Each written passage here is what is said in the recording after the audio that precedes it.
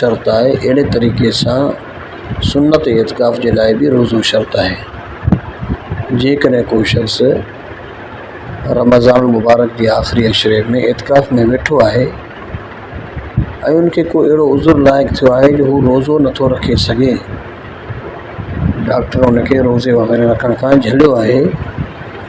तो रोज़ो न रखण जे करे उनजो एतिकाफ़ ख़त्म। तो अॻिते उनजी सूरत हाल ही है तो जेकॾहिं ही 5 ॾींहं जे एतिकाफ़ में आहे ऐं उनजी नीयत में ही आहे तो सुभाणे जो एतिकाफ़ आउं कोन कंदुसि, सिज लहंदे ही आउं एतिकाफ़ खे ख़त्म कंदुसि। ऐं पोइ जीअं सिज लही पियो त इन पंहिंजे एतिकाफ़ खे ख़त्म करे छॾियो, 6 ॾींहं जो एतिकाफ़ न कयईं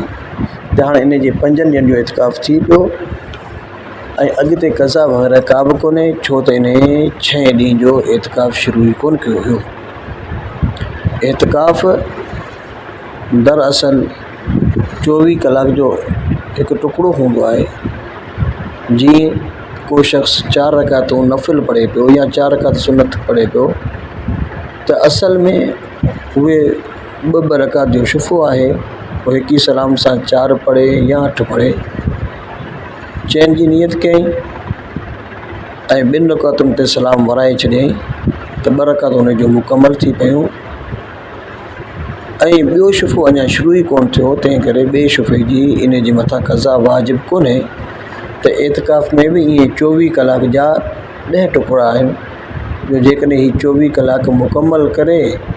ऐं अॻे ॾींहं जी नियत ई नथो करे तो बस ॻाल्हि ई ख़त्म,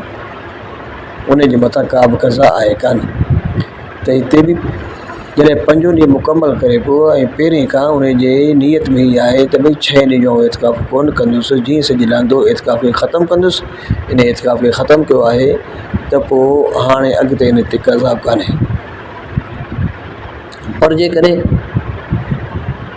दरमियान ॾींहं में इन रोज़े खे एतिकाफ़ खे ख़त्म कयो आहे, रोज़ो टोड़े या मस्जिद मां निकिरी वियो, तो उन जी सूरत में मुफ्ता भी कौल ही आहे तो इहो शख़्स सिर्फ़ 24 कलाक जी क़ज़ा कंदो।